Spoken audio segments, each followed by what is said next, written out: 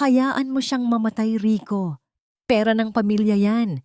Hindi pwedeng itapon sa isang babaeng walang kwenta. Malamig na utos ng biyena ni Tessa habang kalmadong humihigop ng kape. Sa kabilang pinto, nakabulagta si Tessa sa malamig na operating table. Naliligo sa sariling dugo, yakap ang tiyan. Sa pagitan ng buhay at kamatayan, tinapon siya ng pamilyang pinagsilbihan niya hanggang buto. Hanggang kailan siya magiging martir?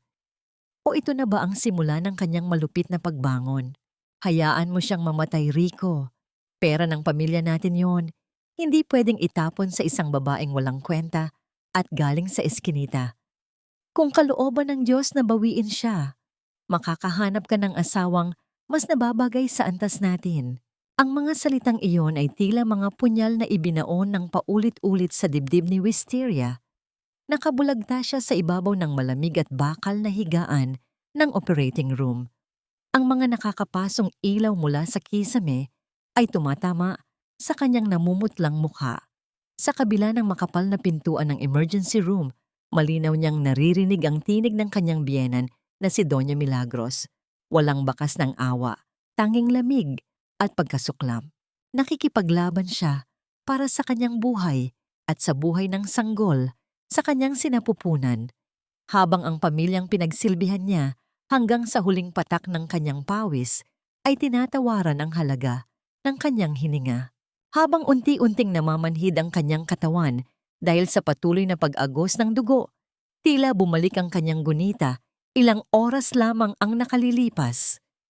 Ang labis na sakit na nararamdaman niya ngayon ay walang panama sa kirot na sumira sa kanyang tiwala sa loob ng sariling tahanan. Kaninang dapit hapon, sa gitna ng malakas na unos na humahagupit sa bubong ng kanilang maliit na inuupahang kwarto, bigla ang pumutok ang kanyang panubigan. Mag-isa siyang namimilipit sa sahig. Sa kabila ng matinding hilab ng kanyang tiyan, pinilit niyang igapang ang kanyang sarili patungo sa ilalim ng lumang kama. Nanginginig ang kanyang mga daliri nang kapain niya ang isang pamilyar na lata ng biskwit. Ito ang kanyang alkansya.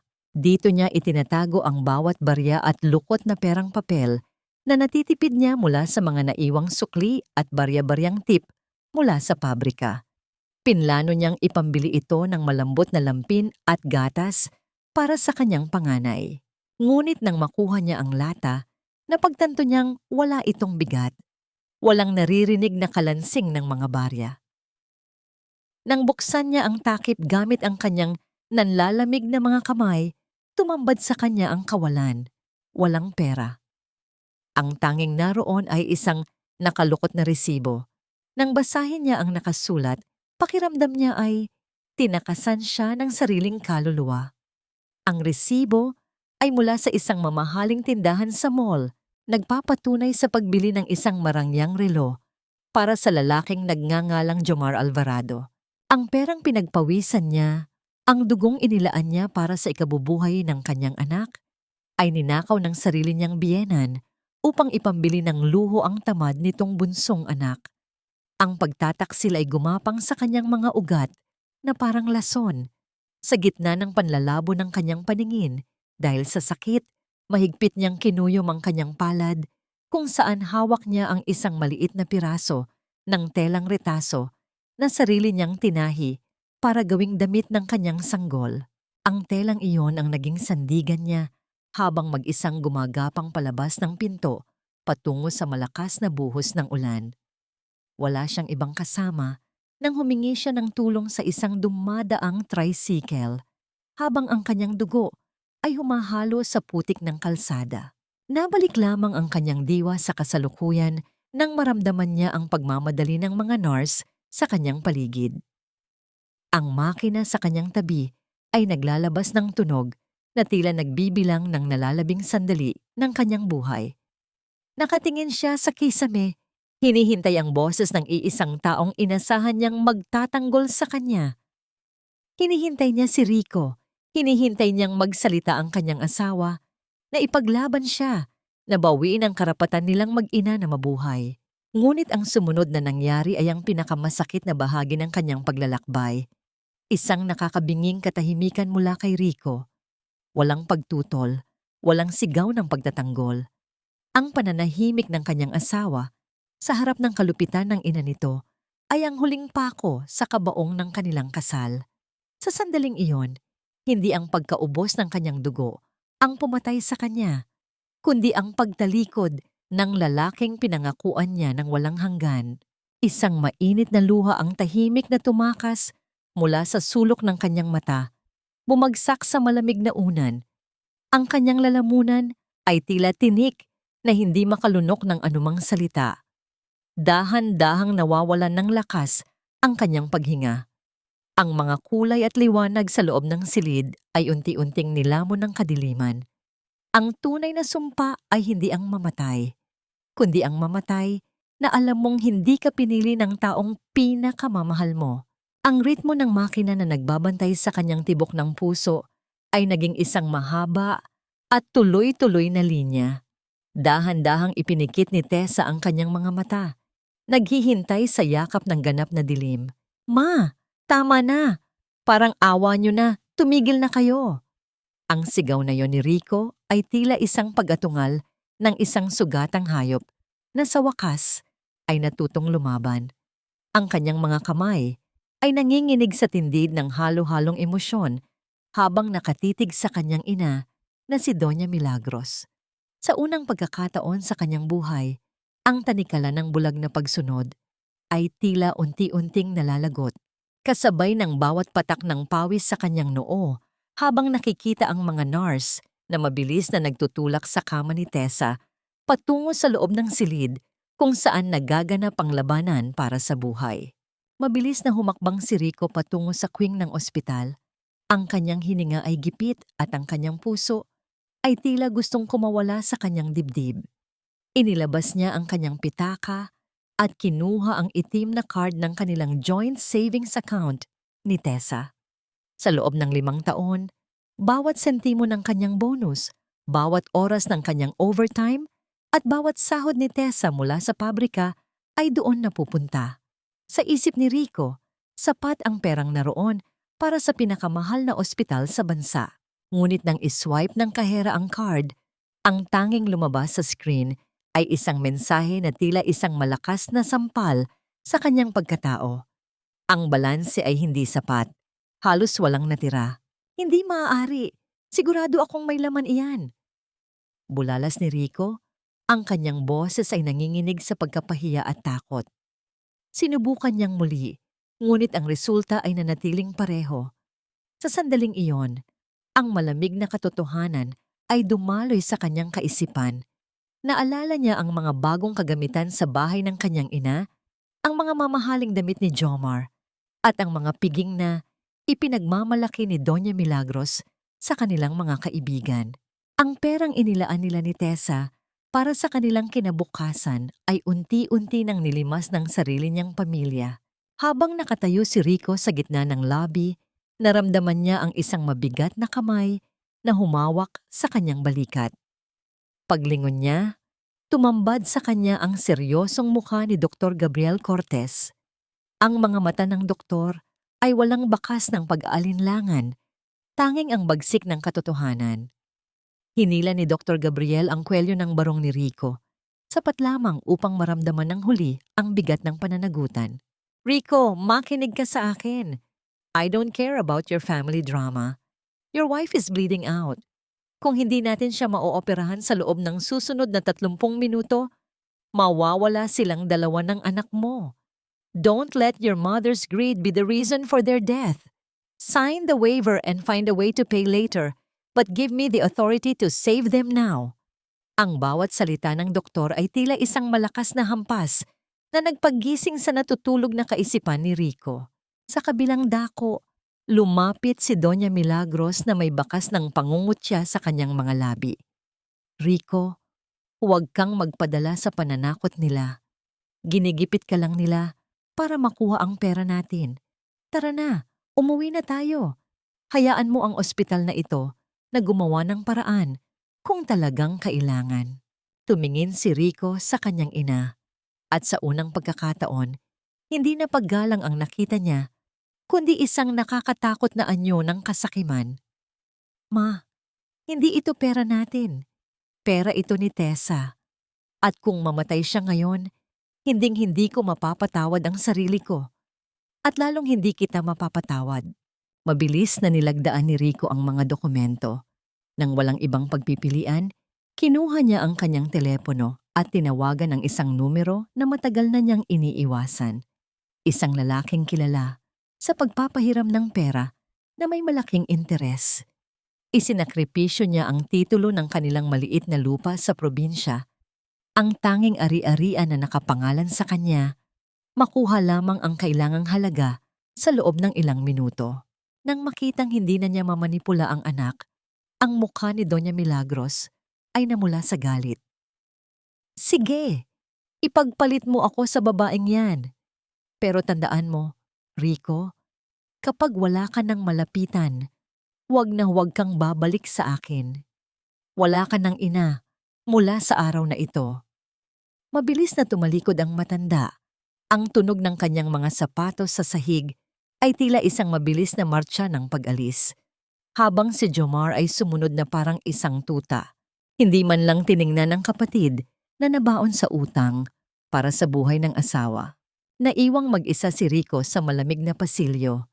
Ang katahimikan ay tila isang mabigat na kumot na bumabalot sa kanya. Maya-maya pa isang mahina ngunit matinis na himig ang nagmula sa loob ng operating room. Isang tinig ng bagong buhay. Ang iyak ng isang sanggol na tila nagbibigay ng pag-asa sa gitna ng unos. Ngunit ang kagalakang yon ay agad na palitan ng matinding kaba nang bumukas ang pinto at lumabas ang mga nurse na may dalang mga bag ng dugo. Ang kanilang mga mukha ay balisa at nagmamadali. Lumabas si Dr. Gabriel. Ang kanyang surgical mask ay may mga batik ng pula. Hinubad niya ang kanyang guwantes at tumingin kay Rico na may malungkot na mga mata. The baby is safe, Rico. It's a girl.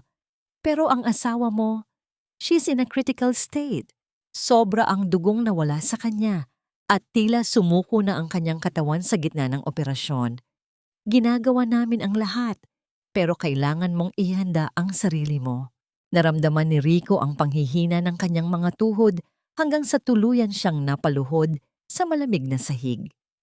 Ang tunog ng iyak ng kanyang anak ay patuloy na umaalingaw-ngaw. Ngunit ang katahimikan mula sa silid ni Tessa ay tila isang masamang pangitain. Magagawa pa kaya niyang itama ang lahat ng kanyang pagkakamali o ang yak ng kanyang anak ang magiging huling alaala ng pag-ibig na hinayaan niyang sirain ang sarili niyang kadugo. Sa loob ng puting silid kung saan ang tanging maririnig ay ang mahina at pantay na daloy ng hangin mula sa aircon, dahan-dahang iminulat ni Tessa ang kanyang mga mata. Ang bawat pagkurap ay tila isang mabigat na gawaing nagpapaalala sa kanya na siya ay buhay pa.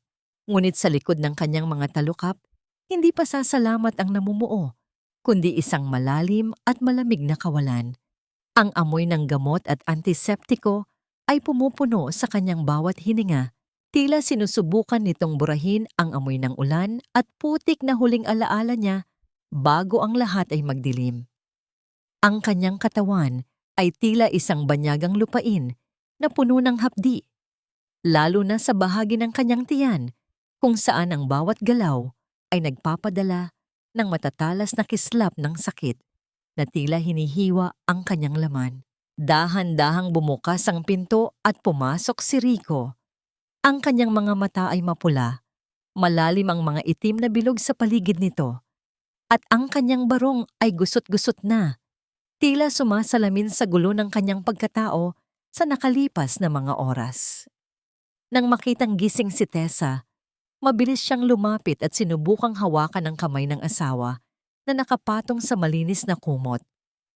Tessa, salamat sa Diyos, gising ka na. I'm so sorry, sweetheart. Gagawin ko ang lahat para makabawi sa inyo. I promised, hinding-hindi na mauulit ito. I settled everything na. Safe na kayo ng baby natin. Ang paos na tinig ni Rico ay puno ng pagsamo. Ang mga luha ay muling nagbabantang pumatak.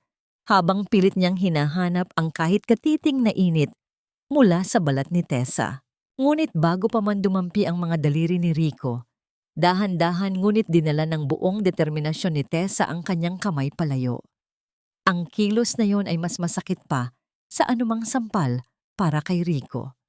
Tumingin si Tessa sa kanyang asawa, hindi ang tingin ng isang babaeng nagmamahal, kundi ang tingin ng isang estranghero na nakatingin sa isang pirasong basura.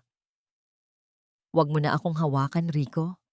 Ang asawang kilala mo, ang asawang laging nagpaparaya at umiintindi, ay namatay na sa labas ng operating room na yon habang nakikinig sa pananahimik mo. Ang kaharap mo ngayon ay ang ina na lamang ni Hiraya." Ang bawat salita ni Tessa ay tila maliliit na piraso ng yelo na bumabaon sa puso ni Rico. Ang lamig sa kanyang tinig ay nakakapangilabot. Walang galit, walang sigaw, tanging ang tunog ng isang pusong tuluyan ng naging bato. Eksaktong pumasok si Dr. Gabriel Cortez upang suriin ang kalagayan ni Tessa. Napansin agad ng doktor ang tensyon sa pagitan ng dalawa. Sa halip na lumapit sa gawing kinaroroonan ni Rico, tumayo si Gabriel sa kabilang bahagi ng higaan, tila nagsisilbing isang pader na naghihiwalay sa mag-asawa. "Mrs. Alvarado, kailangan mong magpahinga ng maayos. Ang iyong blood pressure ay hindi pa matatag. Rico, baka pwedeng bigyan muna natin siya ng space para makahinga." Di ang kalmado ngunit autoritatibong tinig ng doktor ay nagbigay kay Tessa ng isang uri ng proteksyon na hindi niya naramdaman mula sa sariling asawa. Tumango lamang si Tessa sa doktor, isang maliit na pagkilala sa taong nakakita sa kanyang pinakamahina at pinakamitinding laban. Maya-maya pa ay pumasok ang isang nurse dala ang sanggol. Sa sandaling makita ni Tessa ang maliit na mukha ng kanyang anak, ang yelo sa kanyang mga mata ay bahagyang natunaw, pinalitan ng isang matinding liwanag ng pagmamahal. Inabot niya ang bata at maingat itong isinandal sa kanyang dibdib. Nais sanang lumapit ni Rico upang masilayan ang kanyang anak, ngunit tila isang likas na reaksyon. Dahan-dahang tumagilid si Tessa at ginamit ang kanyang balikat upang harangan ang paningin ni Rico. Hiraya. Hiraya ang pangalan niya. Ang tanging pag-asa na natira sa akin. Bulong ni Tessa habang hinahalikan ang noo ng sanggol. Ganap na binubura ang presensya ni Rico sa silid. Si Rico ay nanatiling nakatayo sa isang sulok, nakatitig sa likod ng kanyang asawa, nararamdaman ang bawat segundo ng kanyang pagiging banyaga sa sariling pamilya. Pumasok si Ate Flor, ang kasamahan ni Tessa sa pabrika. Bitbit ang isang maliit na basket ng prutas at ilang gamit. Habang inaayos ang mga gamit, may iniabot siyang isang maliit at gusot na piraso ng papel kay Tessa na nakita niya raw sa labas ng pintuan. Nang buksan ito ni Tessa, ang nakasulat ay tila isang babala. "Huwag kang kampante, Tessa. Bantayan mo ang bawat galaw ni Jomar. Walang pirma ang sulat, ngunit sapat na ito upang magbalik ang kaba sa kanyang dibdib." Tumingin si Tessa kay Doktor. Gabriel na noon ay papaalis na sana. "Doc, may hihilingin sana ako." Tawag ni Tessa. Ang kanyang boses ay hindi nanginig kahit isang beses. Tumingin siya kay Rico nang may diretsong tingin bago muling binalingan ng doktor. "Maaari mo ba akong tulungang makahanap ng isang public attorney? Ngayon din, gusto kong simulan ang pagpoproseso ng aking legal separation habang narito pa ako sa ospital." Ang katahimikan sa silid pagkatapos ng kanyang sinabi ay tila isang mabigat na pasanin na walang sino man ang may kayang bumaon. Habang si Rico ay napasandal sa dingding, hindi makapaniwala na ang huling pagkakataon na inaasam niya ay tuluyan ng winakasan ng isang matapang na desisyon ng babaeng akala niya ay hindi siya iiwan. Ang bawat hakbang ni Rico sa loob ng kanilang bahay ay tila nagpapabigat sa kanyang pakiramdam. Ang bawat sulok na dati ay puno ng init at pangarap ay tila naging isang malawak at malamig na yungib.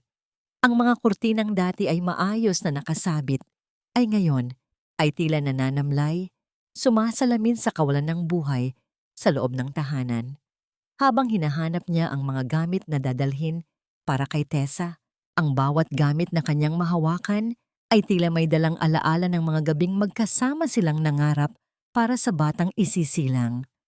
Ngunit ngayon, ang tanging natitira ay ang nakakabinging katahimikan na tila sumasakal sa kanyang hininga. Biglang bumukas ang pinto at pumasok si Doña Milagros. Ang kanyang muka ay may bakas ng pilit na lungkot habang may hawak na panyo. Rico, anak, salamat naman at umuwi ka. Alam mo ba kung gaano ako nag-alala sa'yo? Buong gabi akong hindi nakatulog dahil sa takot na baka kung ano na ang nangyari sa'yo. Huwag mo sanang isipin na masama ang hangarin ko. Ginagawa ko lang ang lahat ng ito dahil alam kong ang babaeng iyan ay ginagamit lamang ang sanggol upang tustusan mo ang lahat ng kanyang luho. Nanay mo ako, Rico, at hinding-hindi kita ipapahamak. I'm just trying to protect our family's future mula sa mga taong gustong kumuha ng kung anong meron tayo. Ang tinig ng kanyang ina ay puno ng panlilinlang, isang uri ng pagmamanipula na dati ay hindi napapansin ni Rico, ngunit ngayon ay tila isang malinaw na lason sa kanyang pandinig. Hindi pa man nakakasagot si Rico, ay pumasok naman si Jomar, ang kanyang bunsong kapatid, na may suot na bagong relo at hawak ang susi ng isang bagong motor na nakaparada sa labas. Ang kanyang nangiti ay tila isang insulto sa nararamdamang hirap ni Rico. Kuya, bakit mo naman ipinalock yung card? Nakakahiya sa mga barkada ko kanina, hindi ako makapag-swipe para sa in-order naming drinks. Saka, bakit ka ba nag-aaksaya ng panahon sa ospital na yan? Sabi ni Mama, okay na raw si Tessa. Masyado ka namang seryoso. Relax ka lang. Ang kawalan ng pakiramdam ni Jomar ay tila isang spark na nagliyab sa loob ni Rico. Sa sandaling iyon, ang lahat ng mga katanungan sa kanyang isip ay tila nagkaroon ng sagot. Ang bawat barya na ipinagkait sa pagpapaanak kay Tessa ay naroroon sa braso ni Jomar at sa bagong sasakyan nito. Tumingin si Rico sa kanyang ina at kapatid. Ang kanyang mga mata ay puno ng pagkadismaya at galit na matagal niyang kinimkim. Hindi na niya narinig ang iba pang sinabi ng kanyang ina dahil ang kanyang isip ay nakatuon na sa isang bagay. Lumapit siya sa ilalim ng kanilang kama at doon niya nakita ang isang maliit at lumang hairpin na pag-ari ni Tessa. Ito ang hairpin na laging ginagamit ng asawa niya kapag pagod na siya mula sa trabaho sa pabrika. Ang simpleng bagay na yon ay naging simbolo ng lahat ng sakripisyo ni Tessa na hindi niya nabigyang halaga. Mahigpit niyang kinuyom ang hairpin sa kanyang palad. Ramdam ang banayad na hapdi, parang isang paalala na nais niyang kapitan upang mapahupa ang bigat sa kanyang dibdib. Mabilis na tinungo ni Rico ang kanilang maliit na vault sa cabinet at kinuha ang lahat ng mga dokumento ng kanilang bank account at mga titulo ng lupa na lihim niyang itinatago. Wala na tayong dapat pag-usapan, Ma. Ang perang kinuha niyo ay hindi lang galing sa akin. Galing iyon sa pawis ng asawa ko. At simula ngayon, hindi na ninyo mahahawakan kahit isang sentimo ng perang pinaghirapan namin. Sa kabila ng mga sigaw at pagpigil ni Doña Milagros, mabilis na lumabas si Rico ng bahay, dala ang lahat ng ebidensya ng pagtataksil ng sarili niyang pamilya. Ramdam niya ang bawat tibok ng kanyang puso na tila isang mabilis na tambol na nag-uudyok sa kanya na magmadali pabalik kay Tessa. Nang makarating si Rico sa ospital, halos tumakbo siya patungo sa kwarto ni Tessa. Ang kanyang mga kamay ay nanginginig pa rin habang bitbit ang bag na naglalaman ng mga dokumento at damit. Ngunit nang buksan niya ang pinto, ang lahat ng kanyang lakas ay tila biglang nawala. Ang kama ni Tessa ay maayos na ang pagkakaligpit, wala nang mga kagamitang medikal na nakakabit sa paligid nito, at ang silid ay tila wala ng init ng isang tao. Isang nurse ang pumasok at nagulat nang makita siya. Sir, wala na po ang pasyente. Maaga po siyang nag-request ng discharge sa tulong ng kanyang kaibigan at ni Dr. Cortez. Hindi po ba ninyo alam? Napasandal si Rico sa dingding. Ang hairpin ni Tessa ay nananatiling mahigpit na hawak sa kanyang kamay. Saan pupunta si Tessa sa gitna ng kanyang mahinang kalagayan? Saan niya hahanapin ang asawang unti-unti na niyang nawawala dahil sa kanyang sariling kaduwagan? Ang katahimikan ng silid ay tila naging isang tanong na walang sagot. Isang malamig na paalala na ang huling pagkakataon na kanyang inaasahan ay maaaring tuluyan nang naglaho sa dilim ng gabi. Sa loob ng malamig at tila ba walang buhay na pasilyo ng bangko, nakaupo si Rico habang hinihintay ang paglabas ng mga dokumentong magbubukas sa kanyang mga mata. Ang bawat paggalaw ng kamay ng malaking orasan sa dingding ay tila isang mabigat na hakbang ng panahon. Bawat segundo ay nagdadala ng mas matinding kaba sa kanyang dibdib. Nang lumapit ang isang empleyado ng bangko na dati na niyang kakilala dahil sa tagal ng kanyang transaksyon dito, napansin ni Rico ang isang kakaibang tingin sa mga mata nito, isang halong awa at pag-aalinlangan. Ibinaba ng empleyado ang isang makapal na tumpok ng mga papel sa harap niya. Ang tunog ng paglapag ng mga ito sa mesa ay tila hudyat ng pagbagsak ng huling pader ng kanyang pagtitiwala. Nagsimulang suriin ni Rico ang bawat pahina ng kanilang 5 taong sauke. Ang bawat linya ng transaksyon ay tila isang latay sa kanyang balat. Doon niya nakita ang katotohanang matagal nang itinatago sa likod ng mga matatamis na salita ng kanyang ina. Ang kanyang malaking bonus noong nakaraang taon na dapat ay pambayad sa huling hulog ng kanilang balak na bahay ay naging pambayad pala sa isang marangyang bakasyon sa Hong Kong nina Doña Milagros at Jomar. Ngunit ang mas masakit ay ang makita ang mga maliliit na halaga.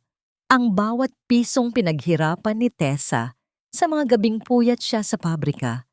Ang bawat sentimong inilaan ng kanyang asawa para sa gatas ng kanilang magiging anak ay unti-unti at tila walang habas na nilimas upang ipambayad sa mga bar fees at kung ano-anong luho ni Jomar. Habang binabasa ni Rico ang mga petsa, tila naririnig niya ang boses ni Tessa na nagsasabing masakit na ang kanyang mga kamay sa pag-eempake, ngunit kailangan niyang mag-overtime para sa kinabukasan nila. Sa bawat gabing iyon, habang ang kanyang asawa ay nagpapakapagod, ang kanyang ina ay masayang nag-i-swipe ng kanilang card sa mga mamahaling restaurant. Ang pagtataksil ay tila isang laso na dahan-dahang kumakalat sa kanyang sistema. Ginagawa ang kanyang bawat hininga na masakit at mabigat. Biglang umilaw at nayanig ang kanyang telepono sa ibabaw ng mesa.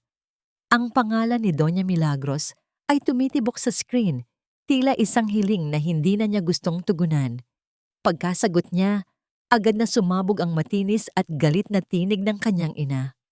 Rico, anong kalokohan ito? Bakit hindi ko magamit ang card sa mall? Gusto mo bang mapahiya ako sa harap ng mga kaibigan ko? Huwag mong kalilimutan na ako ang nagpalaki sa'yo.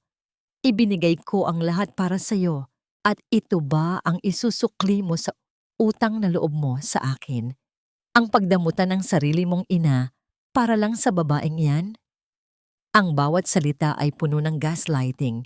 Tila sinusubukang ibalik ang kadena ng kontrol sa kanyang leeg. Ngunit sa pagkakataong ito, ang tinig ni Rico ay hindi na nanginginig. Ito ay malamig, matigas, at puno ng determinasyon. Matama na. Ang utang na loob ay hindi lisensya para nakawan ng asawa ko. Ang bawat sentimong kinuha nyo ay hindi lang galing sa bulsa ko. Galing iyon sa buhay at pagod ni Tessa. Simula sa araw na ito, tapos na ang pagiging bangko nyo sa akin. I have already requested to freeze all the accounts. Wala na kayong makukuha, kahit isang kusing. Pagkatapos niyang sabihin ang mga salitang iyon, dahan-dahan niyang ibinaba ang telepono. Hindi na pinakinggan ang kasunod na hiyaw ng kanyang ina. Kinuha ni Rico ang panulat at nilagdaan ng mga formal na dokumento upang tuluyang putulin ang access ng kanyang pamilya sa kanyang pinaghirapan. Ang bawat pirma ay tila isang hakbang patungo sa kalayaan, ngunit may kasama itong hapdi ng pag-iisa. Alam niyang sa paggawa nito, tuluyan na niyang idineklara ang digmaan laban sa sarili niyang kadugo. Nang lumabas siya ng bangko, ang sikat ng araw ay tila masyadong maliwanag para sa kanyang nagluluksang puso. Habang naglalakad siya patungo sa kanyang sasakyan, napansin niya ang dalawang lalaking nakasuot ng itim na jacket na kanina pa tila naghihintay sa labas ng gusali. Ang kanilang mga mata ay matalas na nakatitig sa bawat lalaking lumalabas. Isa sa kanila ang lumapit at humarang sa kanyang dinaraanan. Ang mukha nito ay puno ng mga peklat na tila nagkukwento ng marahas na buhay. "Ikaw ba si Rico Alvarado?" tanong ng lalaki sa isang paos na tinig. "Ang kapatid mo na si Jomar, malaki ang utang sa amin. At dahil pinutol mo na ang daloy ng pera, kailangan naming makuha ang kabayaran sa ibang paraan. Siguraduhin mong mahanap mo ang kapatid mo bago kami ang unang makahanap sa kanya o sa pamilya mo." Ang bantang iyon ay tila isang malamig na hanging dumaan sa kanyang batok. Isang paalala na ang gulo na nilikha ng kanyang pamilya ay hindi pa tapos at maaaring ang kaligtasan ni Tessa at Hiraya ang maging kapalit ng lahat. Sa loob ng isang masikip na silid sa itaas ng bahay, kung saan ang bubong na yero ay naglalabas ng matinding init na tila nanunuot sa bawat himaymay ng balat, tahimik na kumikilos si Tessa. Ang bawat pagyuko niya sa harap ng maliit na batya ay nagdadala ng matinding hapdi sa kanyang sariwang tahi, ngunit pilit niya itong tinitiis. Ang kanyang mga kamay, na dati ay sanay sa bilis ng trabaho sa pabrika, ay ngayon ay dahan-dahang nagkukuskos ng mga lampin ng sanggol. Ang bawat piga niya sa basang tela ay naglalabas ng mga bula ng sabon na tila sumasabay sa mabigat na paghinga ng kanyang pagod na katawan. Walang ibang maririnig sa paligid kundi ang mahinang pag-agos ng tubig at ang malayo at malabong ingay ng mga tao sa labas ng eskinita. Pumasok si Ate Flor, dala ang isang maliit na plastic bag na naglalaman ng ilang pakete ng gatas at isang latang biskwit na puno ng mga lumang damit. "Hala ka, Tessa, huwag mo nang pilitin yan. Mabinat ka niyan, mahirap na. You need to rest, lalo na't sariwa pa ang operasyon mo." Ang nag-aalalang tinig ni Ate Flor ay tila isang mainit na yakap sa gitna ng malamig na kapalaran ni Tessa. Inilapag ng matanda ang mga gamit at pilit na kinuha ang mga labahin mula sa mga kamay ni Tessa. "Kaya ko na po ito, Ate Flor. Ayoko pong maging pabigat sa inyo. Sobra-sobra na ang naitulong niyo sa amin ni Hiraya." Tugon ni Tessa habang dahan-dahang tumatayo. Iniinda ang kirot sa kanyang puson. Tumingin siya sa gawing dulo ng silid kung saan mahimbing na natutulog ang kanyang anak sa ibabaw ng isang manipis na banig. Sa kabila ng kahirapan at init, ang mukha ni Hiraya ay tila isang anghel na nagdadala ng kapayapaan. Lumapit si Tessa at dahan-dahang inilapit ang kanyang mukha sa maliit na paa ng sanggol. Hinaplos niya ang malambot na balat nito at ipinikit ang kanyang mga mata. Isang tahimik na pangako ang namumuo sa kanyang puso. Hindi na niya hahayaang madungisan ang kinabukasan ng kanyang anak ng anumang sakit mula sa nakaraan. Sa kabilang dako ng barangay, sa gitna ng isang maingay at magulong programang pangkalusugan, naroon si Dr. Gabriel Cortez. Ang kanyang puting gown ay may mga bahid na ng alikabok mula sa pag-aasikaso sa mga pasyente. Hindi sinasadyang mapadpad ang kanyang paningin sa isang matandang babaeng may bitbit na gamot, si Ate Flor. Nagkaroon ng pagkilala sa kanyang mga mata at agad siyang sumunod nang matapos ang kanyang tungkulin. Nang makarating siya sa tapat ng maliit na gaksyep, hindi siya nag-atubiling pumasok. Ang pagkagulat ni Tessa nang makita ang doktor ay mabilis na napalitan ng isang mahinang ngiti ng pasasalamat. "I was doing a medical mission nearby at nabanggit ni Ate Flor na, narito ka. Let me check the baby, Tessa. And yourself too?" Ang mahinahong tinig ni Gabriel ay tila nagbigay ng katiwasayan sa loob ng silid. Maingat niyang sinuri ang bawat paghinga ni Hiraya at ang kalagayan ng tahi ni Tessa. "You're doing a great job, pero kailangan mong kumain ng masustansya. Don't sacrifice your health too much. Kailangan ka ng anak mo." Ang bawat salita ng doktor ay walang halong panghuhusga, tanging dalisay na pagkalinga na matagal nang hindi nararamdaman ni Tessa mula sa isang lalaking may katayuan sa buhay. Nang sumapit ang gabi, ang buong eskinita ay nabalot ng kadiliman at ang tanging liwanag ay nagmumula sa isang malamlam na bumbilya sa tapat ng pinto. Sa dulo ng huling poste ng kuryente, isang anino ng isang lalaking may matikas na tindig ang tahimik na nakatayo. Nakatingin siya sa bintana ng silid ni Tessa. Ang kanyang mga mata ay puno ng lungkot at pagsisisi. Sa kanyang paanan ay may isang bag na naglalaman ng mga bago at malilinis na bimpit at mga gamot, ngunit hindi niya magawang lumapit. Ang bawat tibok ng kanyang puso ay tila isang malakas na pagtawag sa pangalan ni Tessa. Ngunit ang takot na muling saktan, ang asawa ang nagpapanatili sa kanya sa dilim. Biglang nagbago ang ihip ng hangin. Ang malalaking butil ng ulan ay nagsimulang humalik sa bubong ng yero, lumilikha ng isang mabilis at nakakatakot na ritmo. Ang sikat ng kidlat ay panandali ang nagbigay ng liwanag sa loob ng silid, kung saan biglang nagising si Hiraya. Ang kanyang yak ay hindi na katulad ng dati. Ito ay puno ng hirap at tila nanggagaling sa isang maliit na katawang nagbabaga sa init. Agad na kinarga ni Tessa ang anak at naramdaman ang nakakapangilabot na init ng balat nito. "Ate Flor! Ate Flor! Tulong!" Ang init ni Hiraya. Ang naghihikaos na tawag ni Tessa sa gitna ng lumalakas na unos. Ang ulan ay tila nagiging isang malaking pader na naghihiwalay sa kanila sa tulong. Habang yakap-yakap ang anak na nanginginig sa lagnat, tumingin si Tessa sa labas ng bintana sa gitna ng madilim na gabi. Ang tubig baha ay nagsisimula nang gumapang sa mga kalsada at ang tanging naiisip niya ay kung paano niya ililigtas ang kanyang tanging pag-asa sa gitna ng malupit na tadhana na tila ayaw pa ring tumigil sa pagpaparusa sa kanya.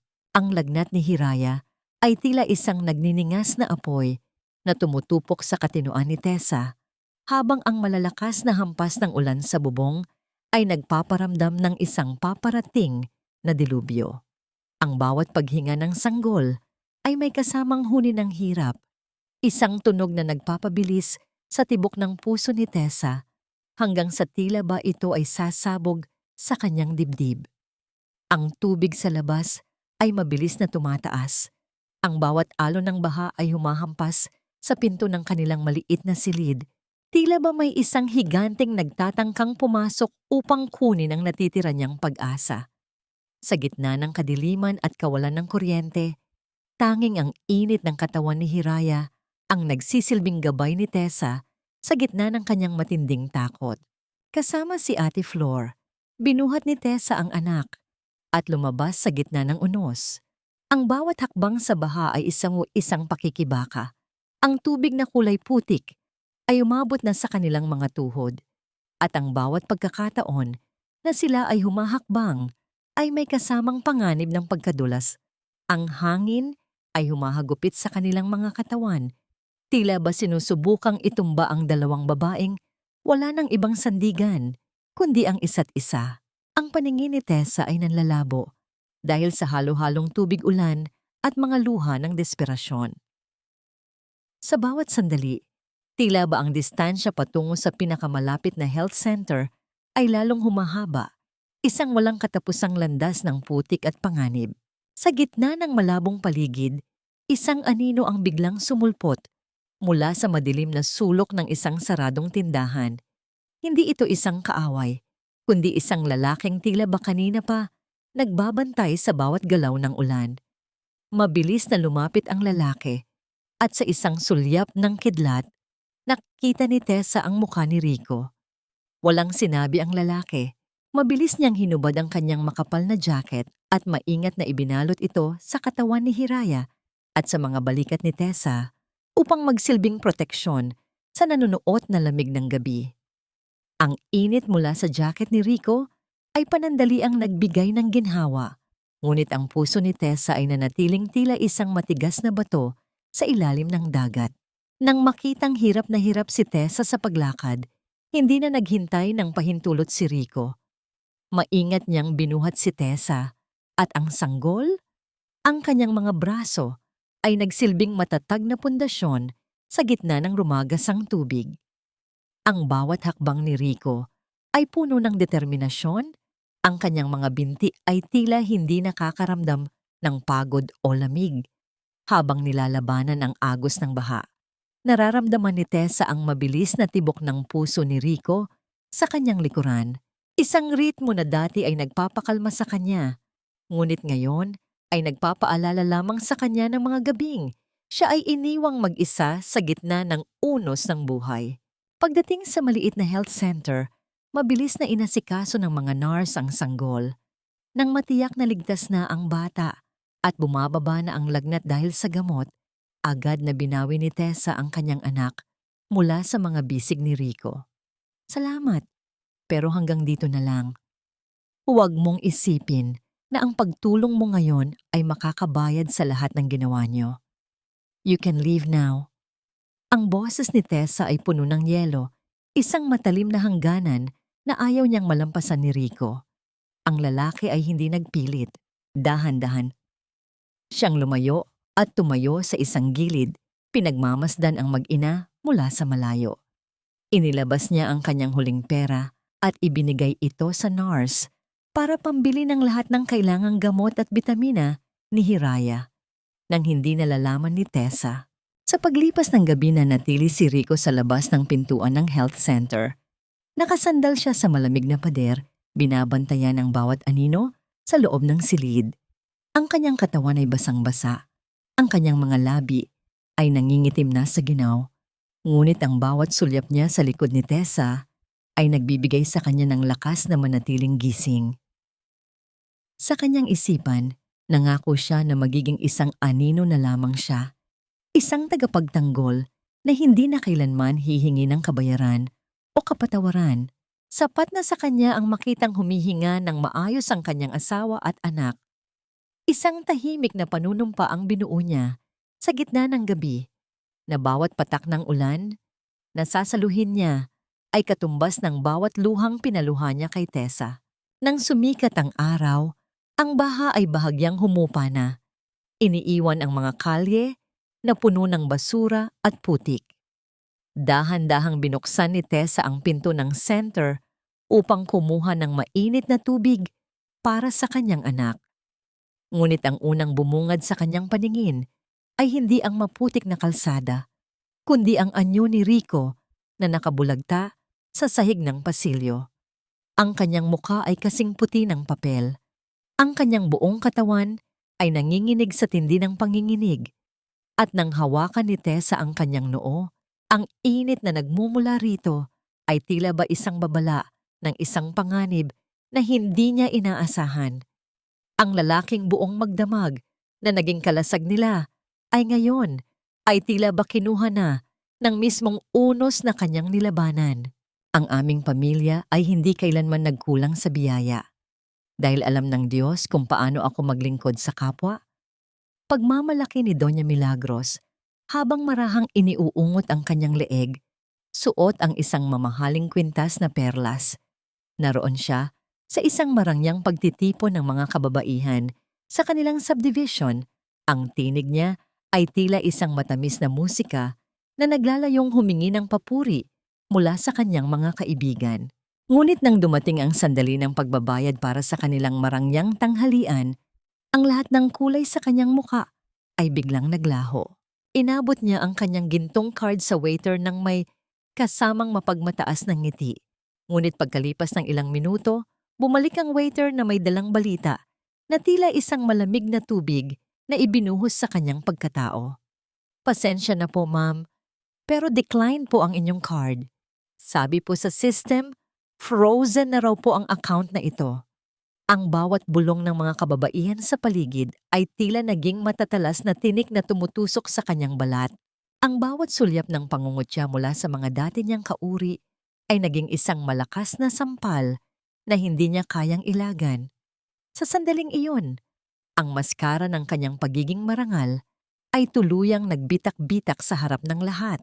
Sa kabilang dako ng lungsod, sa isang madilim at mabahong eskinita sa likod ng isang bar, ang kawalan ng malasakit ni Jomar ay mabilis na nauwi sa isang malupit na katotohanan. Dalawang malalaking lalaki ang humarang sa kanya. Ang kanilang mga anino ay tila mga dambuhalang sasakmal sa kanyang hininga. Ang bawat suntok at sipa na dumapo sa kanyang katawan ay naging kabayaran para sa bawat pisong nilustay niya sa sugal at bisyo.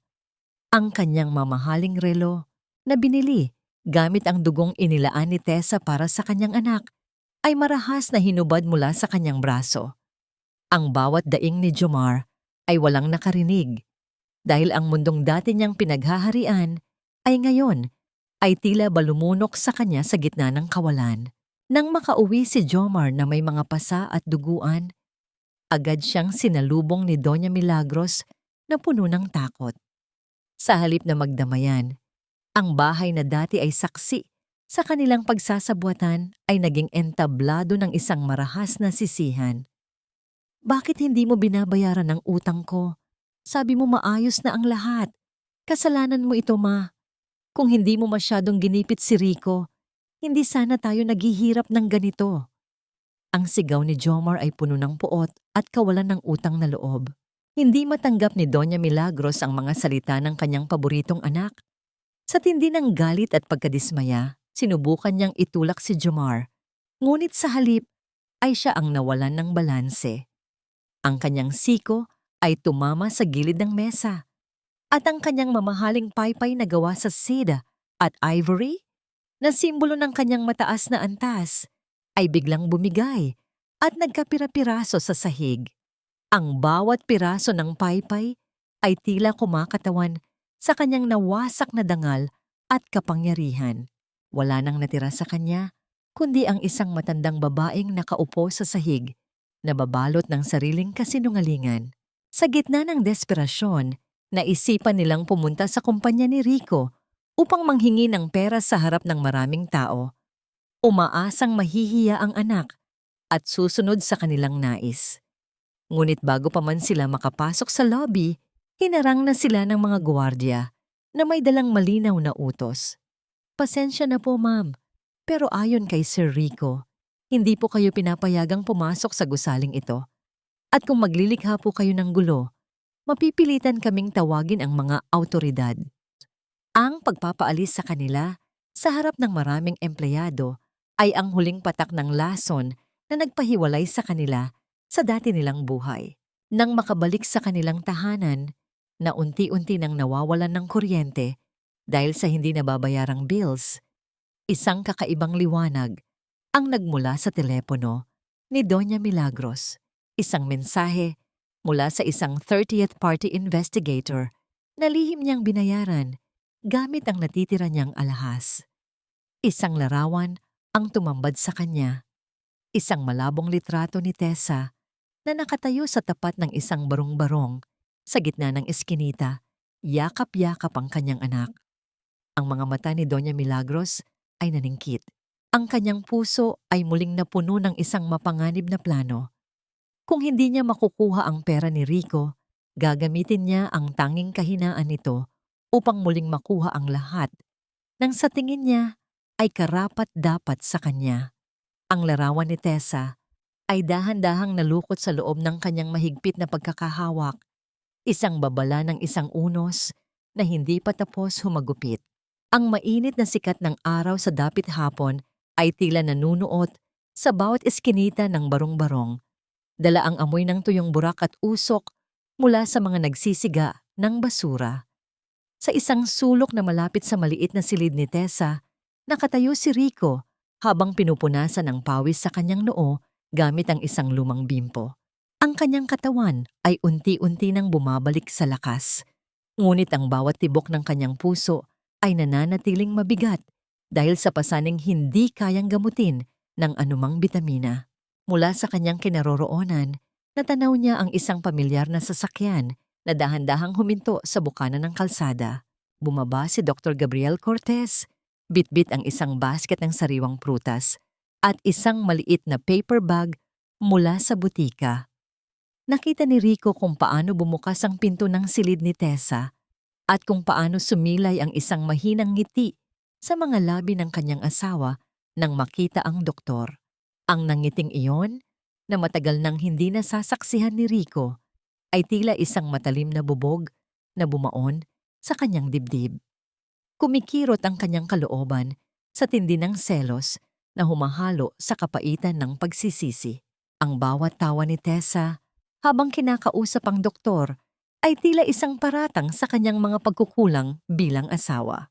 Nang matapos ang pagbisita at lumabas na si Gabriel, hindi na nakapagpigil si Rico. Hinarang niya ang doktor sa gitna ng makitid na daan. Ang kanyang mga kamao ay nakakuyom at ang kanyang mga mata ay nag-aapoy sa galit na nagmumula sa kawalang katiyakan. Bakit ka ba pabalik-balik dito? Anong kailangan mo sa asawa ko? Hindi mo ba nakikita na sinusubukan kong ayusin ang pamilya ko? Ang paos na tanig ni Rico ay puno ng puot at pagbabanta. Tumingin si Gabriel sa kanya ng may diretsong tingin. Walang bakas ng takot o galit, tanging isang malalim na uri ng pag-unawa na mas lalong nagpainit sa ulo ni Rico. Tingnan mo ang sarili mo, Rico. Galit ka ba? Dahil narito ako? O dahil nahihiya ka sa sarili mo? Are you here because you truly love her? Or because you can't accept that someone else is doing the job you failed to do? Ang pagprotekta at pag-aalaga sa kanya ay hindi isang paligsahan. Hindi ko inaagaw ang posisyon mo dahil sa simula pa lang, ikaw na mismo ang tumalikod sa tungkulin mo. Ang bawat salita ng doktor ay tila isang malakas na sampal na nagpatahimik sa lahat ng ingay sa loob ng isip ni Rico. Naiwang nakatayo si Rico habang pinapanood ang pag-alis ng doktor. Ang bawat salita ni Gabriel ay tila isang salamin na nagpakita sa kanya ng kanyang tunay na anyo. Isang lalaking puno ng yabang, ngunit walang laman ang paninindigan. Ang kanyang selos ay dahan-dahang natunaw, pinalitan ng isang matinding huknya o kahihiyan na halos hindi niya makayanan. Napaupo siya sa isang tabi, isinandal ang kanyang ulo sa kanyang mga palad habang nararamdaman ang pag-init ng kanyang mga mata. Sa sandaling iyon, ang kanyang pagiging manager at ang kanyang mataas na pinag-aralan ay walang silbi sa harap ng katotohanang mas kailangan ni Tessa ang isang taong may totoong malasakit. Dahan-dahan siyang tumayo at naglakad patungo sa tumpok ng mga yero at kahoy sa gilid ng eskinita. Nakita niyang may ilang kalalakihan na nagkakabit ng mga panangga sa bubong dahil sa banta ng isa pang bagyo. Sa halip na manatiling nanonood, hinubad ni Rico ang kanyang mamahaling polo at kinuha ang isang martilyo. Ang kanyang mga kamay na sanay sa paghawak ng ballpen at computer ay nagsimulang humawak sa magaspang na kahoy. Ang bawat pagpukpok niya sa pako ay tila isang uri ng penitensya para sa bawat luhang pinaluha niya kay Tessa. Naramdaman niya ang hapdi ng aksidente niyang matamaan ang kanyang hinlalaki, ngunit hindi siya dumaing. Ang pisikal na sakit ay naging isang pampalubag loob upang makalimutan ang kirot sa kanyang puso. Mula sa bintana, lihim siyang tiningnan ni Tessa. Nakita nito ang pawisang katawan ni Rico at ang determinasyon sa mga mata nito habang pilit na kinukumpuni ang bahagi ng bubong na laging tinatagusan ng ulan kapag gabi. Isang maliit na kislap ng damdamin ang dumaan sa mga mata ni Tessa. Hindi pa ito pagpapatawad, ngunit ito ay isang simula ng pagkilala sa isang lalaking nagsisimula nang bumaba mula sa kanyang pedestal. Nang sumapit ang takip silim, ang buong eskinita ay nabalot ng kulay kahel at lila. Pagod na pagod si Rico, ngunit may bahid ng gaan sa loob ng kanyang dibdib dahil alam niyang ngayong gabi, Hindi na mababasa ng ulan ang silid ni Tessa at Hiraya. Gayunpaman, ang kapayapaang yon ay agad na nabasag nang maramdaman niya ang isang malamig at pamilyar na presensya sa dulo ng huling poste ng kuryente. Doon, sa gitna ng maputik na kalsada, nakatayo ang anyo ng isang babaeng hindi nababagay sa lugar na yon. Ang kanyang mamahaling damit ay tila isang pang-iinsulto sa kahirapan ng paligid. Si Doña Milagros ay naroon. Ang kanyang mga mata ay naniningkit habang inililibot ang paningin sa bawat barong-barong, tila naghahanap ng muling bibiktimahin. Nang magtama ang kanilang mga mata, naramdaman ni Rico ang mabilis na paglamig ng kanyang dugo. Ang demonyo ng kanyang nakaraan ay narito na upang bawiin ang katahimikang pilit niyang binuo. At sa pagkakataong ito, ang kanyang tingin ay hindi nakatuon kay Rico, kundi sa pinto ng silid kung saan mahimbing na natutulog si Tessa. Ang bawat hakbang ni Doña Milagros sa maputik na eskinita ay tila isang marahas na pagsakop ng isang banyagang reyna sa isang lupain ng mga dukha. Maingat niyang iniangat ang kanyang mamahaling bestido upang hindi ito madungisan ng maruming tubig, habang ang kanyang mukha ay balot ng matinding pagkadiri. Nang marating niya ang tapat ng maliit na silid ni Tessa, hindi siya kumatok ng may paggalang. Sa halip, marahas niyang itinulak ang pinto, dahilan upang ang marupok na kahoy ay humampas sa dingding. Isang tunog na tila ba isang deklarasyon ng digmaan sa gitna ng katahimikan ng dapit hapon. Nagising si Hiraya sa gulat at nagsimulang umiyak. Ang kanyang maliit na tinig ay puno ng takot. Mabilis na binuhat ni Tessa ang anak. Ang kanyang puso ay tila gustong kumawala sa kanyang dibdib nang makita ang anyo ng kanyang biyenan. Ngunit sa pagkakataong ito, hindi yumuko si Tessa. Hindi siya umiyak o nakiusap. Tumayo siya ng tuwid. Ang kanyang mga mata ay nananatiling nakatitig ng diretso sa malupit na anyo ng matandang babae. Anong ginagawa niyo rito? Ang boses ni Tessa ay kalmado, ngunit may talim na tila isang punyal. Wala na kayong kailangang kunin sa amin. Nakuha niyo na ang lahat. Tumawa si Doña Milagros, isang tunog na puno ng pangungutya at kawalan ng awa. Nakuha ang lahat? Tessa, huwag kang magmalinis. Alam kong ginagamit mo ang batang iyan para perahan ang anak ko. Tingnan mo nga ang paligid mo, para kayong mga daga sa lungga. Sigurado ka bang anak ni Rico yan? O baka naman bunga yan ng pakikipagtalik mo sa kung sinong lalaki sa pabrika para lang may maipangtustos ka sa sarili mo? Ang bawat salita ng matanda ay puno ng lason, isang desperadong hakbang upang sirain ang dangal ni Tessa. Ibigay mo sa akin ang mga dokumentong kinuha ni Rico. Ibigay mo ang mga titulo at pera na para sa amin. Nang hindi sumagot si Tessa, nawala ng pasensya ang matanda. Mabilis niyang itinaas ang kanyang kamay, ang kanyang mga daliri ay nakabuklat upang lapatan ng isang malakas na sampal ang mukha ng manugang. Ngunit bago pa man dumampi ang kanyang palad sa balat ni Tessa, isang matigas at nanginginig sa galit na kamay ang humawak sa kanyang pulsuhan. Naroon si Rico. Ang kanyang mga mata ay nag-aapoy sa puot na matagal na niyang pinigilan. Mahigpit niyang hinawakan ang kamay ng kanyang ina. Sapat na upang maramdaman ni Doña Milagros ang lakas ng isang lalaking hindi napapayag na muling apihin ang kanyang pamilya. Dito nagtatapos ang lahat, ma. Huwag na huwag niyo nang susubukang itaas ang kamay niyo sa asawa ko. Hinding-hindi ko nahahayaang saktan niyo siya kahit isang beses pa. Bitiwan mo ako, Rico. Walang utang na loob. Pinapalaki mo ba ang boses mo sa ina mo para sa babaeng ito? Hiyaw ni Doña Milagros. Ang kanyang boses ay naging matinis at puno ng gaslighting. Ako ang nagbigay sa iyo ng lahat. Ako ang nagpalaki sa iyo. At ninakawan niyo ang asawa ko. Hinayaan niyo kaming mamatay para lang sa luho niyo. Ang bawat salita ni Rico ay tila isang malakas na hudyat ng paglaya. Ang utang na loob ko sa inyo ay matagal ko nang binayaran ng bawat sentimong ninakaw nyo. Mula sa araw na ito, wala na kayong anak. Isinusumpa ko, papatayin ko ang sino mang mananakit sa mag-ina ko, kahit kayo pa. Umalis na kayo bago ko makalimutan na nanggaling ako sa sinapupunan nyo. Sa labas ng silid, ang mga kapitbahay at ang mga lalaking katuwang ni Rico sa pag-aayos ng bubong ay nagsimulang magtipon-tipon. Ang kanilang mga mukha ay puno ng paghatol at puot sa kalupitan ng matanda. Ang bayanihan ay naging isang pader na humaharang kay Doña Milagros. Ang kanilang mga bulong ng pagtuligsa ay naging isang malakas na puwersa na nagtulak sa matanda patungo sa labasan ng eskinita.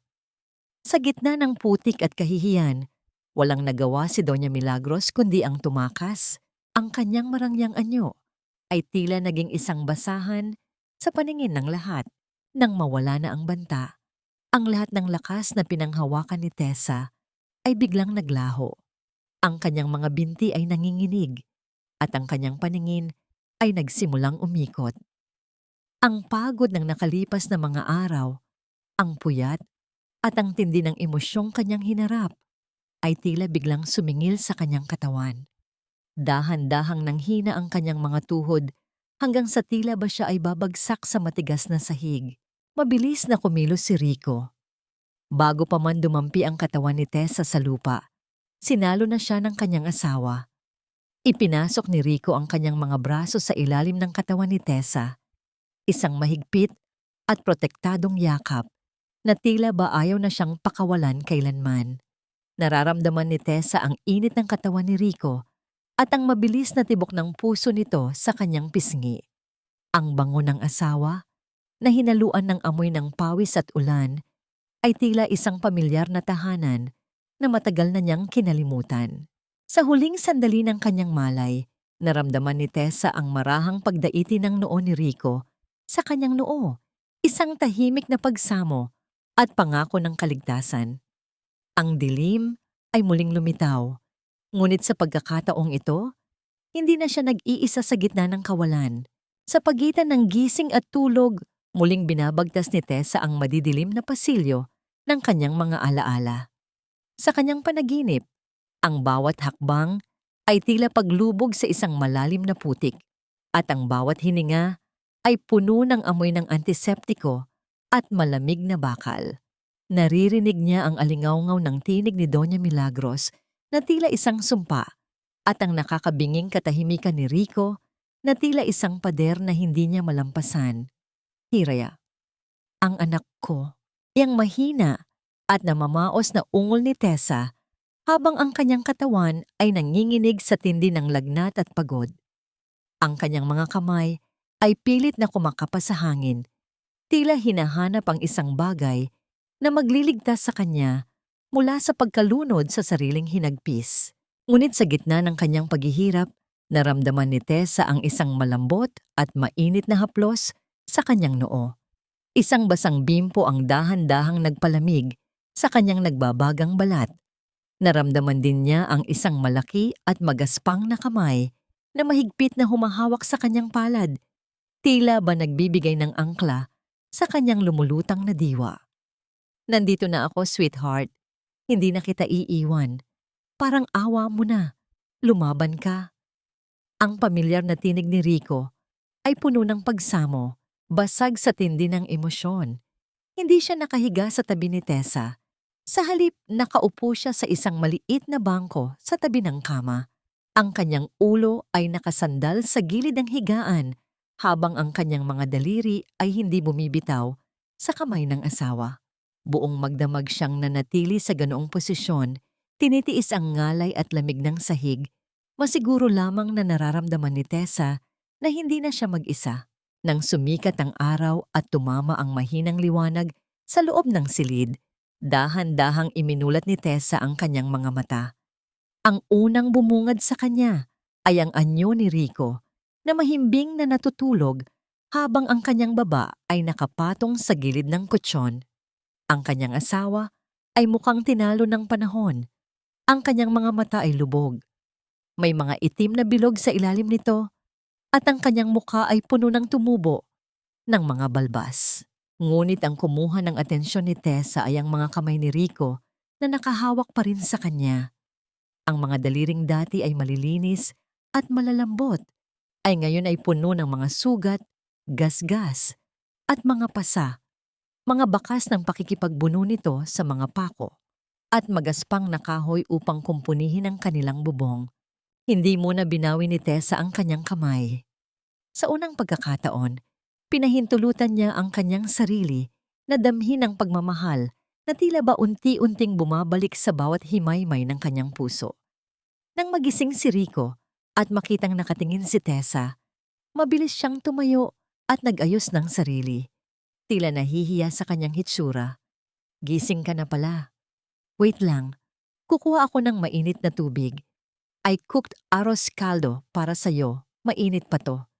Sabi ni Rico habang mabilis na kumikilos upang ihanda ang pagkain.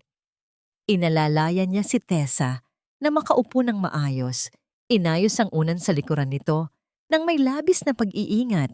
Tila ba ang asawa ay isang babasaging kristal na ayaw niyang mabasag muli. Dahan-dahang isinubo ni Rico ang chow kay Tessa.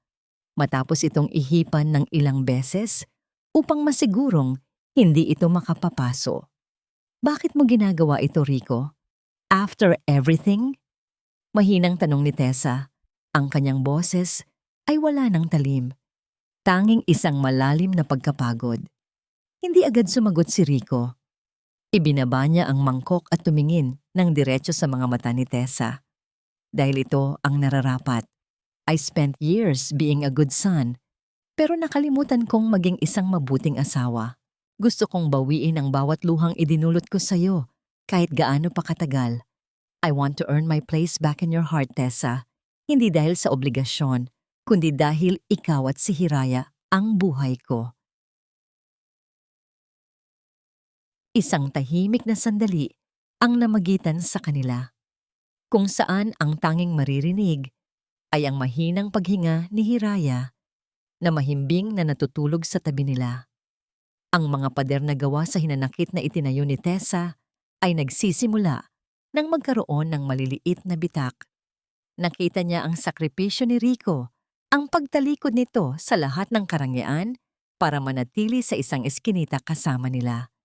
Ngunit bago pa man siya makapagsalita, ang kanyang telepono na nakapatong sa maliit na mesa ay biglang umilaw at nayanig. Hudyat ng isang papasok na tawag. Nang sagutin ito ni Rico, ang kanyang muka ay biglang namutla.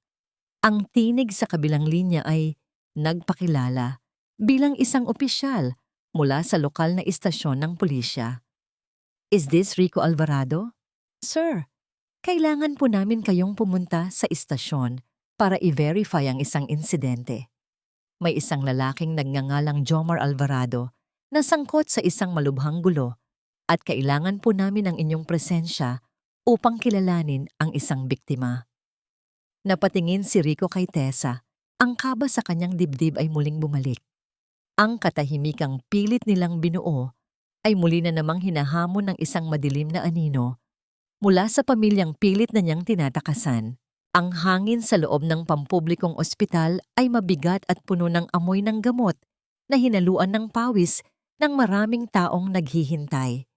Ang bawat pasilyo ay tila isang labirinto ng dusa, kung saan ang ingay ng mga gulong ng kama at ang mahihinang daing ng mga pasyente ay nagsasama-sama sa isang malungkot na himig. Sa dulo ng isang masikip na ward, natagpuan ni Rico ang kanyang kapatid na si Jomar. Ang dating mapagmataas at laging maayos na binata ay ngayon ay nakahiga sa isang manipis na kutsyon. Ang kanyang mukha ay kasing puti ng papel at nababalutan ng mga benda na may bakas ng tuyong dugo.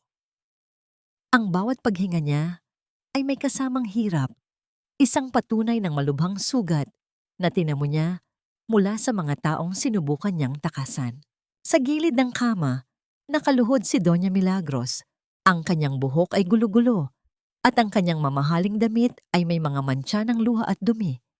Nang makita niya si Rico, tila ba nakakita siya ng isang huling lifeline sa gitna ng malalim na dagat. Mabilis siyang lumapit at humawak sa binti ni Rico Ang kanyang mga kamay ay nanginginig sa desperasyon. Rico, anak, salamat at dumating ka. Parang awa mo na iligtas mo ang kapatid mo. Kailangan niya ng operasyon sa lalong madaling panahon at ang mga taong sumaksak sa kanya. Nagbabanta silang babalik kung hindi natin babayaran ang utang ni Jomar. Ang dami nilang hinihinging pera, Rico. Ikaw lang ang tanging pag-asa namin. Ang boses ng kanyang ina ay puno ng pilit na paghikbi. Isang pamilyar na tunog na dati ay nagpapalambot sa puso ni Rico. Ngunit ngayon ay tila ba wala ng epekto sa kanyang pandinig. Tumingin si Rico sa kanyang kapatid. Nakita niya ang bunga ng lahat ng kasinungalingan at pagkonsinti na itinanim ng kanyang ina. Ma, wala na akong pera. Ang lahat ng meron ako ay ibinigay ko na sa inyo noong mga nakaraang taon. Ang natitira sa akin ngayon ay para sa pamilya ko, para kay Tessa at Hiraya. Ang boses ni Rico ay kalmado, ngunit may bigat na tila isang pader na hindi na kayang gibain. Pero kapatid mo siya. Hahayaan mo ba siyang mamatay? Anong klaseng tao ka? Hiyaw ni Doña Milagros, ang kanyang tunay na anyo ay muling lumalabas sa gitna ng galit. Ipagpapalit mo ba ang sarili mong dugo para sa babaeng iyan? Walang utang na loob. Hindi sumagot si Rico. Sa halip, lumapit siya sa billing counter ng ospital. Inilabas niya ang kanyang huling natitirang pera mula sa kanyang personal na pitaka.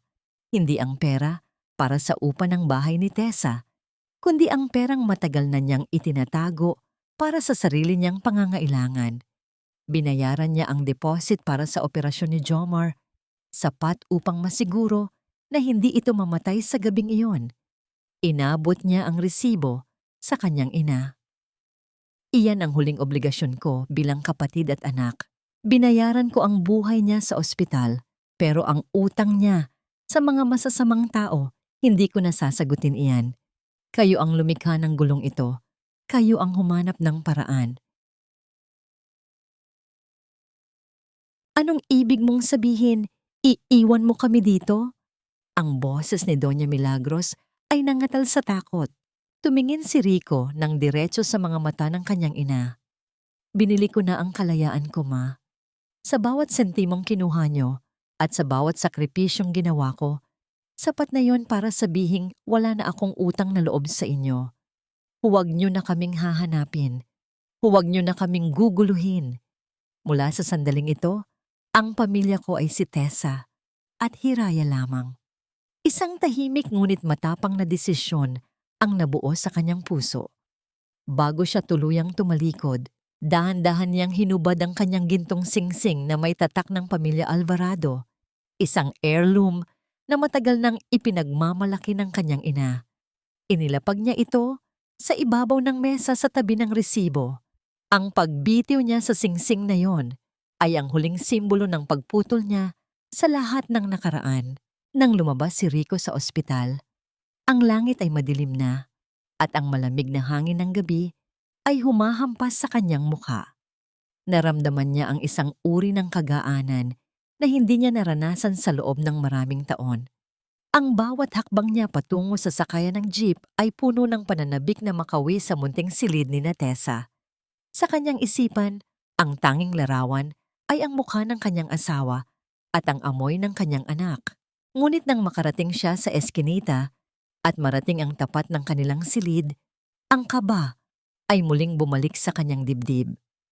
Ang pintuan ni Tessa, na dati ay laging nakasara ng mahigpit upang masiguro ang kaligtasan ng anak, ay ngayon ay nakabukas ng malawak. Ang mahinang liwanag mula sa bumbilya sa loob ay tumatama sa maputik na sahig sa labas. Walang naririnig na ingay mula sa loob, walang yak ng sanggol, at walang tinig ni Tessa. Ang katahimikan ay tila isang malamig na kamay na humahawak sa kanyang leeg.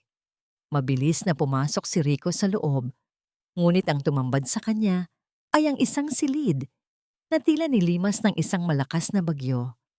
Ang mga gamit ni Tessa ay wala na. Ang maliit na higaan ni Hiraya ay kosong-koso. At ang tanging naiwan ay isang piraso ng papel na nakapatong sa gitna ng mesa. Tila ba naghihintay na mabasa at magdala ng isa pang katotohanang hindi niya alam kung paano tatanggapin.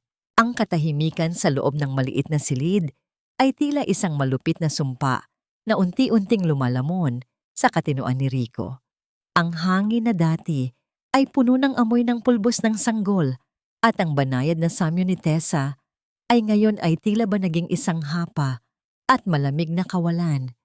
Ang bawat sulok ng silid ay tomkoso. Wala na ang mga plastik na bag na naglalaman ng mga damit. Wala na ang manipis na banig na nagsilbing himlaya ng kanyang mag-ina.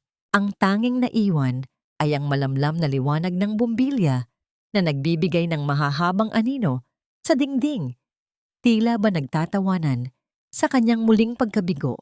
Nanginginig ang mga tuhod ni Rico habang dahan-dahan siyang lumapit sa gitna ng mesa. Ang kanyang hininga ay gipit at ang kanyang puso ay tila isang mabilis na tambol na walang tigil sa paghampas sa kanyang mga tadyang. Sa ibabaw ng mesa ay may isang piraso ng papel. Inaasahan niyang ito ay isang sulat ng pamamaalam. Isang huling hatol na tuluyan nang winakasan ang lahat ng kanyang pag-asa. Ngunit nang hawakan niya ang papel, napansin niyang wala itong sulat. Ito ay ang resibo ng bangko na iniwan niya kaninang umaga. Ang katibayan na binayaran niya ang lahat para sa pamilyang pilit na niyang tinalikuran. Ang papel ay tila ba sadyang iniwan doon upang ipakita na alam ni Tessa ang kanyang ginawa. Hindi na nag-aksaya ng panahon si Rico. Mabilis siyang lumabas ng silid. Ang kanyang mga sapatos ay humahampas sa putikan ng eskinita habang tinatawag ang pangalan ni Tessa. Tessa!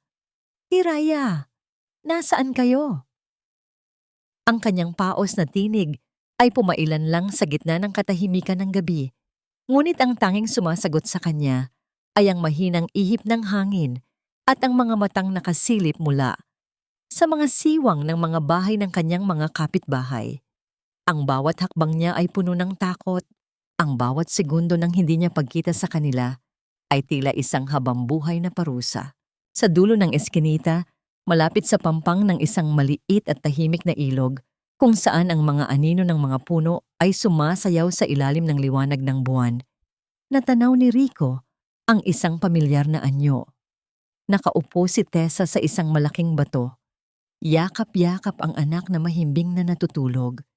Ang mahinang agos ng tubig ay tila isang banayad na kanta na nagpapakalma sa paligid. Hindi tumingin si Tessa nang maramdaman niya ang pagdating ni Rico. Nanatili siyang nakatingin sa malayo. Ang kanyang mga mata ay sumasalamin sa kinang ng mga bituin sa langit. Dahan-dahang lumapit si Rico. Ang kanyang bawat paghinga ay may kasamang panginginig ng kanyang buong katawan. Nang makarating siya sa likuran ni Tessa, hindi niya napigilan ang kanyang sarili. Lumuhod siya sa damuhan at maingat na ipinulupot ang kanyang mga braso sa baywang ng asawa. Isinasandal ang kanyang noo sa likod nito. Isang mahabang buntong hininga ng kaginhawaan ang kumawala sa kanyang dibdib. Ang kanyang mga luha ay nagsimulang gumapang pababa sa kanyang mga pisngi at nabasa ang damit ni Tessa. Akala ko iniwan mo na ako. Akala ko huli na ang lahat.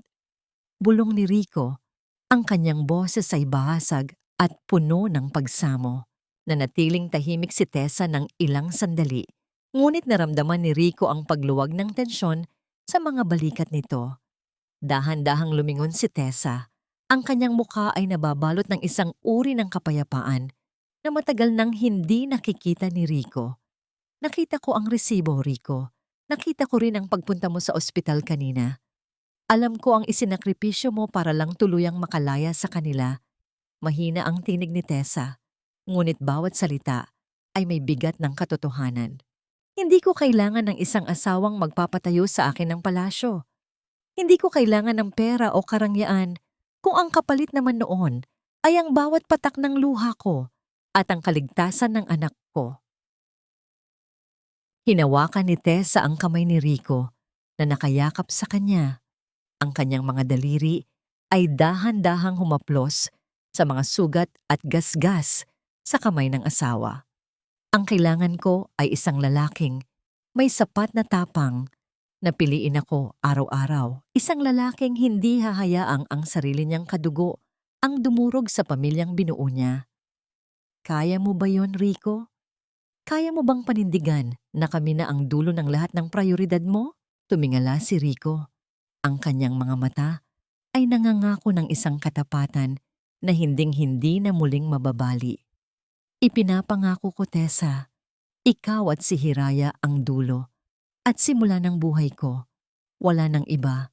Kahit anong mangyari, kayo ang pipiliin ko.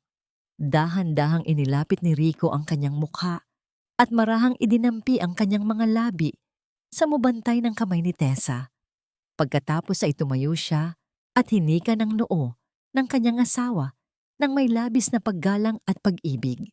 Sa sandaling iyon, ang sanggol na si Hiraya ay bahagyang gumalaw sa kanyang pagkakatulog. Ang kanyang maliit na kamay ay lumabas mula sa balot ng kumot at tila ba may sariling isip, ang kanyang maliit na hintuturo ay mahigpit na pumulupot sa ngiti ng hinlalaki ni Rico. Ang simpleng hawak na yon ng bata ay tila isang sagradong tatak na nagpapatunay sa kanyang bagong tungkulin bilang ama. Ang kapayapaan sa paligid ay tila ba nakikiisa sa kanilang muling pagkabuo. Ngunit sa gitna ng kanilang kaligayahan, isang maliit na bahagi ng puso ni Rico ang nanatiling nagtatanong, sapat na ba ang pagbabagong ito upang harapin ang mga hamon ng bukas? O mayroon pa ring mga anino mula sa nakaraan na naghihintay lamang ng tamang pagkakataon upang muling sumulpot at sirain ang kapayapaang pilit nilang binubuo? Isang taon ang mabilis na lumipas na parang isang mahabang panaginip na dahan-dahang nagkakaroon ng matingkad na kulay. Ang sikat ng araw sa umaga ay banayad na nanunuot sa mga bintanang gawa sa malinis na salamin, nagbibigay ng init sa loob ng isang maliit ngunit maayos na tahanan. Hindi ito ang marangyang mansyon ng mga Alvarado, ngunit sa bawat sulok nito ay mababakas ang tunay na kahulugan ng salitang tahanan. Ang hangin ay puno ng samyo ng bagong luto na kanin at ang bango ng mga namumukadkad na bulaklak sa maliit na hardin sa labas. Sa loob ng kusina, suot ang isang simpleng apron, abala si Rico sa paghahanda ng almusal.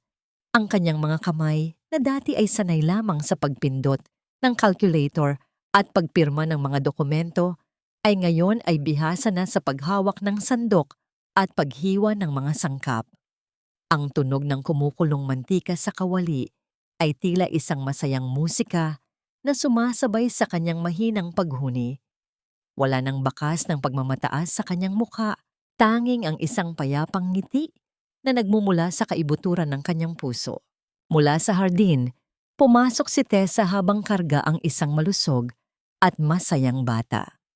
Si Hiraya ay 1 taon na at ang kanyang mga mata ay nagniningning sa kuryosidad habang pinagmamasdan ng kanyang ama. Ang balat ni Tessa ay hindi na maputla.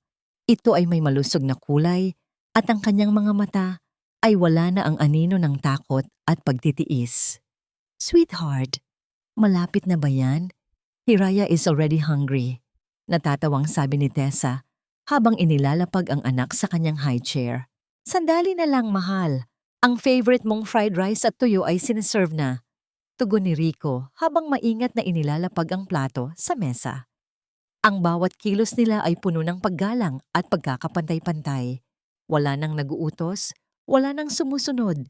Silang dalawa ay magkatuwang sa bawat gawain. Binubuo ang isang pundasyong hindi na muling mababali ng sinuman. Maya-maya pa ay dumating ang kanilang mga panauhin. Si Ate Flor, na suot ang kanyang pinakamagandang damit, at si Dr. Gabriel Cortez, na may dalang isang malaking cake para sa kaarawan ni Hiraya. Ang maliit na tahanan ay napuno ng tawanan at mga kwento ng pasasalamat. Ang pagtitipon na yon ay hindi marangya, ngunit ito ay puno ng katapatan. Habang kumakain, hindi sinasadyang napag-usapan ng balita sa dyaryo na nabasa ni Ate Flor kaninang umaga. Ang lumang mansyon ng mga Alvarado ay tuluyan ng naremata ng bangko at si Doña Milagros at Jomar ay balitang lumipat na sa isang maliit na paupahan sa probinsya matapos maubos ang lahat ng kanilang ari-arian sa mga utang. Sandaling natahimik si Rico. Tumingin siya sa telebisyon na noon ay nagpapakita ng isang ulat tungkol sa mga kaso ng panloloko sa pananalapi. Marahan niyang kinuha ang remote control at pinatay ang telebisyon. Walang galit sa kanyang mga mata, wala ring panghihinayang. Ang nakaraan ay tila isang malabong alaala na lamang na wala ng puwang sa kanyang kasalukuyan. Kumain na tayo. Mas mahalaga ang celebration natin ngayon, sabi ni Rico nang may katiyakan sa boses. Nang matapos ang handaan at nakaalis na ang mga bisita, dinala ni Rico si Tessa sa kanilang beranda. Sa gitna ng katahimikan ng gabi, kinuha ni Rico ang isang maliit na bagay mula sa kanyang bulsa. Ito ay isang bagong lata ng biskwit, makintab at walang kalawang. Inilagay niya ito sa mga palad ni Tessa. Nang buksan ito ng asawa, tumambad sa kanya ang isang passbook ng bangko na nakapangalan sa kanilang dalawa. At sa loob nito ay ang unang deposito na naipon nila mula sa kanilang bagong simula. Alkansya natin, Tessa, para sa kinabukasan ni Hiraya at para sa mga pangarap nating dalawa. Ngayon, wala nang makakagalaw nito kundi tayo lamang. Bulong ni Rico habang mahigpit na hinahawakan ang kamay ng asawa. Isang mainit na luha ng kaligayahan ang tumakas mula sa mga mata ni Tessa. Isinandal niya ang kanyang ulo sa balikat ni Rico habang pinagmamasdan ang malawak na langit na puno ng mga bituin. Ang kapayapaang tinatamasa nila ngayon ay bunga ng isang masakit na paglalakbay, ngunit alam nilang sulit ang bawat hirap. Dahan-dahang binuhat ni Rico si Tessa, isang kilos ng pagmamahal na puno ng pag-iingat at pagsinta. Dinala niya ang asawa patungo sa loob ng kanilang silid. Ang bawat hakbang ay tila isang pangako ng proteksyon at walang hanggang katapatan. Habang ang liwanag ng buwan ay sumisilip sa pagitan ng mga kurtina, dahan-dahang isinara ni Rico ang pinto ng kanilang silid. Ang mundo sa labas ay maaaring magpatuloy sa kanyang gulo. Ngunit sa loob ng 4 na sulok na yon, tanging ang tibok ng kanilang mga puso at ang mainit na yakap ng pag-ibig ang mananatili. Ang dilim ay tuluyan ng naglaho, pinalitan ng isang bagong umaga na punong-puno ng pag-asa. Sa bawat paglubog ng araw, ang langit ay nagpipinta ng mga kulay ng lila at ginto, na tila ba isang paalala na ang bawat dilim ay may kasunod na liwanag. Sa beranda ng kanilang tahanan, habang ang sariwang simoy ng hangin ay nagdadala ng amoy ng bagong dilig na lupa, tahimik na nakaupo si Tessa. Pinagmamasdan niya si Hiraya na masayang naglalaro sa damuhan, hinahabol ang mga alitap-tap na nagsisimula ng magparamdam. Ang bawat malutong na tawa ng kanyang anak ay tila isang dalisay na himig na nagpapagaling sa lahat ng natitirang hapdi sa kanyang puso. Ang mga pilat sa kanyang katawan mula sa gabing iyon sa ospital ay naroon pa rin, ngunit hindi na ito mga marka ng sakit, kundi mga medalya ng kanyang katapangan. Lumapit si Rico at dahan-dahang inilapag ang isang mainit na tasa ng tsaa sa mesa. Umupo siya sa tabi ni Tessa at banayad na iniyakap ang kanyang braso sa mga balikat ng asawa. Sa pagkakataong ito, wala nang bigat ang kanyang hawak. Ito ay magaan, puno ng respeto, at higit sa lahat, puno ng katiyakan. Minsan, kapag iniisip ko ang lahat ng nangyari, parang hindi ako makapaniwala na narito na tayo. Mahinang simula ni Rico, ang kanyang paningin ay nakatuon din sa kanilang anak. Nagawa na nating itayo ang sarili nating mundo, Tessa. Isang mundong walang nakikialam, walang nagnanakaw, at walang sumasakal. Tumingin si Tessa sa kanyang asawa. Ang kanyang mga mata ay nagniningning sa ilalim ng liwanag ng buwan. Napatawad na kita, Rico, dahil nakita ko ang bawat sakripisyo mo, ang bawat patak ng pawis mo, para lang patunayan na Kami ang pinakamahalaga sa iyo. Ngunit ang pagpapatawad ay hindi laging nangangahulugan ng pagbabalik sa dati. Ang kapayapaang meron tayo ngayon ay dahil natutunan nating gumuhit ng hangganan. Pinatawad kita dahil pinili mong magbago. Ngunit ang mga taong pilit tayong sinira, hinahayaan ko na sila sa kamay ng tadhana. Mas pinipili ko ang katahimikan kaysa sa poot. Ang tinutukoy ni Tessa ay ang kanyang biyenan at si Jomar. Alam nilang sa kabila ng lahat, ang dalawa ay nagduruo sa sabungan ng sarili nilang mga maling desisyon. Ang utang na loob na laging ibinibintang kay Rico ay natapos na nang piliin niyang maging isang tunay na lalaki para sa kanyang sariling pamilya. Ang tunay na utang na loob ay hindi nasusukat sa pera o sa bulag na pagsunod, kundi sa paggalang sa dangal ng bawat isa. Ang pagputol sa ugnayan sa mga taong lason sa buhay ay hindi kawalan ng hiya, kundi isang anyo ng pagmamahal sa sarili at sa mga taong tunay na nagpapahalaga sa atin. Isinandal ni Tessa ang kanyang ulo sa balikat ni Rico. Ramdam ang pantay na paghinga nito na sumasabay sa ritmo ng gabi. Ang kanilang pag-iibigan ay tila isang punla na dumaan sa pinakamalakas na bagyo. Muntik nang mamatay, ngunit muling sumibol ng mas matatag dahil sa pagkalinga at katotohanan. Ang kilig na nararamdaman nila ngayon ay hindi na tulad ng sa mga kabataan. Ito ay mas malalim, mas masustansya at puno ng tiwala. Ito ang kapayapaang bunga ng pagpili. Ang piliin ang isa't isa sa gitna ng hirap, ang piliin ang tama sa kabila ng tradisyon, at ang piliin ang pag-ibig na nagpapalaya sa halip na nagpapakulong. Habang ang gabi ay unti-unting bumabalot sa buong paligid, ang tanging maririnig ay ang banayad na kaluskos ng mga dahon at ang payapang pagtulog ni Hiraya sa loob ng bahay.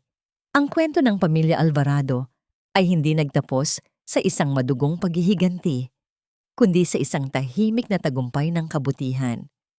Ang tunay na pamilya ay hindi lamang binubuo ng iisang dugo, kundi binubuo ng mga taong handang tumayo sa tabi mo sa gitna ng ulan, handang saluhin ang iyong bawat luha, at handang bumuo ng isang bukas na ang tanging pundasyon ay dalisay na pagmamahal.